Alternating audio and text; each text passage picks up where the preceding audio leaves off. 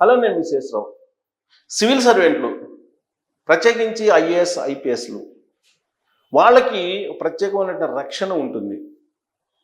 వాళ్ళు పాలసీల్ని ఇంప్లిమెంట్ చేయడంలో కీలకంగా ఉంటారు. ఎక్కడ తలగ్గాల్సిన అవసరం లేదు. అందుకే వాళ్ళకి 3 సింహాలు గుర్తిస్తారు. అంటే సింహంలాగా మీరు పనిచేయండి, ఎక్కడ బెండ్ కావద్దు అని చెప్పి దానికి సంకేతం. 3 సింహాలు మన జాతీయ జంతువు, దానికి ఉండేటువంటి గౌరవాన్ని పెంచేలా వాళ్ళు పనిచేయాలి. మరి అలాంటి వాళ్ళు పొలిటికల్గా కొన్ని సందర్భాల్లో కొంతమంది లొంగిపోతూ ఉన్నారు. లాస్ట్కి ఏ స్థాయిలో లొంగిపోతూ ఉన్నారంటే పొలిటికల్ లీడర్ల దగ్గర మోకాలు దండేసి కూర్చునేంత వరకు మనం చూసాం. చట్టాన్ని కాపాడుతున్నటువంటి వాళ్ళు ఐపీఎస్లు కొంతమంది ఆ చట్టాన్ని చేతిలోకి తీసుకొని వాళ్ళ ఇష్టమైనటువంటి లీడర్కి ఏం కావాలో అది చేసి పెట్టేలాగా వ్యవహరించినటువంటి సందర్భాలను మనం చూసాం. అలాంటి ఐపీఎస్ ఒకళ్ళు ఇప్పుడు జగన్మోహన్ రెడ్డి గారికి సంబంధించినటువంటి లిక్కర్ స్కామ్ ఏదైతే ఉందో, ఈ లిక్కర్ స్కామ్లో ఉండేటువంటి వాళ్ళని సేఫ్ సైడ్గా ఉంచడానికి ఒక ఐఏఎస్ ప్రయత్నం చేస్తున్నారు, ఒక ఐపీఎస్ ప్రయత్నం చేస్తున్నారు. అదే ఈ ఐపీఎస్.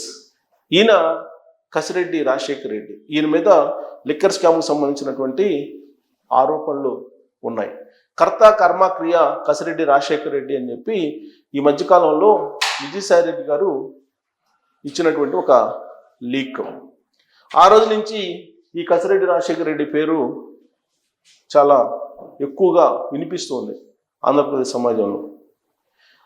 మద్య నిషేధం అని చెప్పినటువంటి జగన్మోహన్ రెడ్డి గారు 2019 అధికారంలోకి వచ్చిన తర్వాత ఆయనే తయారీదారు, ఆయనే సరఫరాదారు, ఆయనే విక్రయదారుగా మారారు.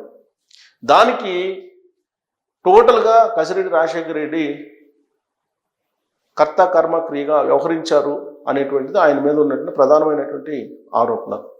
కానీ ఆయన ఏమంటున్నారు, తాను ఐటీ సలహాదారుగా ఉన్నాను జగన్మోహన్ రెడ్డి గారి ప్రభుత్వంలో, లిక్కర్ స్కామ్కి తనకు సంబంధం ఏంటి, అసలు ఏం సంబంధమో తెలియజేస్తే నేను మీకు విచారణకు హాజరవుతానని చెప్పి సిఐడి అధికారులు చెప్తున్నారు.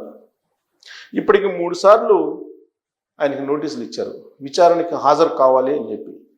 ఆయన హాజరు కాలేదు. హాజరు కాను అని కూడా చెప్తున్నారు. రీజన్ చెప్తేనే నేను హాజరవుతాను, లేదంటే నేను రీజన్ చెప్పకుండా నేను హాజరు కాను అని చెప్పి ఆయన చెప్తున్నారు. అసలు ఐటీ సలహాదారికి లిక్కర్ స్కామ్కి ఏంటి సంబంధం అని ముందు అది చెప్పండి అని చెప్పి ఆయన ఎదురు ప్రశ్నిస్తూ ఉన్నారు. ఇప్పుడు 4వసారి మళ్ళా నోటీసులు ఇచ్చారు ఆయనకి. కానీ ఆయన ఎక్కడున్నారో తెలియదు పోలీసులకి. దానికి కారణం ఏంటంటే ఒక మాస్టర్ మైండ్ ఉన్నటువంటి ఒక ఐపీఎస్ అధికారి చక్రం తిప్పుతున్నారు ఈ లిక్కర్ స్కామ్ మొత్తంలో. లిక్కర్ స్కామ్లో ఎవరైతే ఉన్నారో, ఎవరి పేర్లు అయితే ఉన్నాయని చెప్పి అనుకుంటున్నారో వాళ్ళందరినీ సేఫ్ సైడ్గా ఉంచడానికి ఐపీఎస్ తన బుర్రని బాగా పదును పెడుతున్నారు హైదరాబాద్లో కూర్చొని అని చెప్పి ఇప్పుడు ఆంధ్రప్రదేశ్ సమాజంలో పోలీస్ వర్గాల్లో సర్వత్రా వినిపిస్తున్నటువంటి ఒక చర్చ. ఇంతకీ ఆ ఎవరు ఐపీఎస్ అని అంటే కొన్ని క్లూస్ ఇస్తాను. ఆయన పేరైతే నేను చెప్పను, కానీ ఆయన తొలి నుంచి కూడా వివాదాస్పదమైనటువంటి ఐపీఎస్. ఆయన జిల్లాల్లో ఎస్పీగా పనిచేసినప్పుడు మహిళల పట్ల లైంగికంగా వేధింపులు ఉన్నాయనేటువంటి ఆరోపణలు ఎదుర్కొన్నారు ఆయన. ఆ తర్వాత ఆయన జగన్మోహన్ రెడ్డి గారి ప్రభుత్వంలో కీ రోల్ పోషించారు. చంద్రబాబు నాయుడు గారిని నిరాధారమైనటువంటి ఆరోపణలతోటి రాజమండ్రి సెంట్రల్ జైలుకి రిమాండ్కి పంపించడంలో తెర వెనుక కీ రోల్ పోషించినటువంటి ఐపీఎస్ అధికారి అని చెప్పి చెప్తూ ఉన్నారు. ఆయన ప్రస్తుతం చట్టానికి విరుద్ధంగా అప్పట్లో చేసినటువంటి ఒక కేసులో ఇరుక్కొని సస్పెండ్ అయి ఉన్నారు. హైదరాబాద్లో కూర్చొని ఇప్పుడు జగన్మోహన్ రెడ్డి గారికి బ్యాక్ అండ్ వర్క్ అంతా చేస్తున్నారు అనేటువంటి ఒక ఆరోపణ, ఒక చర్చ ఆయన చుట్టూ తిరుగుతోంది. బహుశా ఆయన ఎవరు అనేది మీకు ఇప్పటికే తెలిసిపోయి ఉండొచ్చు. చంద్రబాబు నాయుడు గారిని నిరాధార ఆరోపణలతో జైలు పంపించడానికి తెర వెనుక మొత్తం నడిపించినటువంటి ఐపీఎస్ ఎవరు అని అంటే అందరికీ తెలిసిపోయి ఉండొచ్చు. ఆ రోజుల కళ్ళు చెవులుగా పనిచేశారు జగన్మోహన్ రెడ్డి గారికి. ఫస్ట్ జగన్మోహన్ రెడ్డి అన్నట్టుగా ఆయన పనిచేశారు అనేటువంటి ఒక అభిప్రాయం కూడా ఆయన మీద ఉంది. ముంబైకి సంబంధించినటువంటి ఒక హీరోయిన్ కేసు విషయంలో కూడా కీలకంగా పోషించారు, కీలక రోల్ అనేటువంటిది కూడా ఆయన మీద ఒక అపవాదు ఉంది. ఆయన ప్రస్తుతం సస్పెన్షన్లో ఉన్నారు. కానీ జగన్మోహన్ రెడ్డి గారి మీద వస్తున్నటువంటి కొన్ని తీవ్రమైనటువంటి ఆరోపణలు లేదంటే స్కాములు వాటిని పర్యవేక్షిస్తున్నారు తెర వెనుక. చట్ట ప్రకారం ఎలా తప్పించుకోవచ్చు అనే దాని మీద టిప్స్ ఇవ్వడానికి ఆయన హైదరాబాద్ కేంద్రంగా చేసుకొని పావులు కదుపుతున్నారు అనేది కూడా వినిపిస్తోంది. ఆంధ్రప్రదేశ్లో మనకు 2019 నుంచి 2024 వరకు జరిగినటువంటి కొన్ని అక్రమాల విషయంలో ఇప్పుడున్నటువంటి ప్రభుత్వం చెప్తున్న దాని ప్రకారం mining scam, liquor scam, land scam ఇవి ఉన్నాయి ప్రధానంగా. వీటిలో లిక్కర్ స్కామ్ అనేది పూర్తి ఆధారాలతోటి ఉన్నాయి, దానికి సంబంధించిన ఆధారాలు అని చెప్పి చెప్తున్నారు.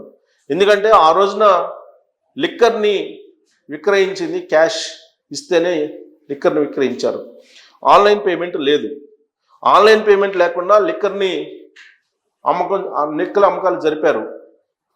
జరిపిన తర్వాత ఆ మొత్తం అమౌంట్ ఎక్కడికి వెళ్ళింది అనేది కసిరెడ్డి రాజశేఖర రెడ్డి గారికి మాత్రమే తెలుసు అని చెప్పి పోలీసులు అనుమానిస్తున్నారు.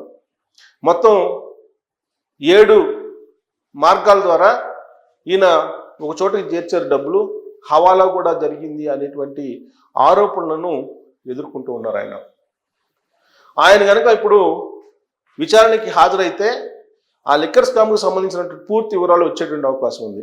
యావరేజ్న సంవత్సరానికి 30,000 కోట్ల రూపాయలు పైగా విక్రయాలు జరిగినాయి అనుకుంటే 5 సంవత్సరాలకి 5,15,50,000 కోట్ల రూపాయలు సుమారుగా ట్రాన్సాక్షన్స్ జరిగి ఉండాలి. మరి ఈ 1,50,000 కోట్లు సుమారుగా తయారీకి ఇండియన్ ఎంత పెట్టారు, ట్రాన్స్పోర్ట్ ఎంత చేశారు, విక్రయాలు ఎంత జరిపారు, ఈ మూడిటి మధ్య మీకు లెక్క తేలాలి. అప్పుడే దీనిలో ఎంత కుంభకోణం జరిగింది అనేది బయటకు వస్తుంది. ఇప్పుడున్నటువంటి ప్రభుత్వం చెప్తున్న దాని ప్రకారం దాదాపుగా 30,000 కోట్లకు పైగా దారి మళ్ళింది, 30,000 కోట్ల కుంభకోణం ఉందని చెప్పి చెప్తూ ఉన్నారు. అది నిరూపించాల్సిన బాధ్యత కూడా ఈ ప్రభుత్వం మీదనే ఉంది.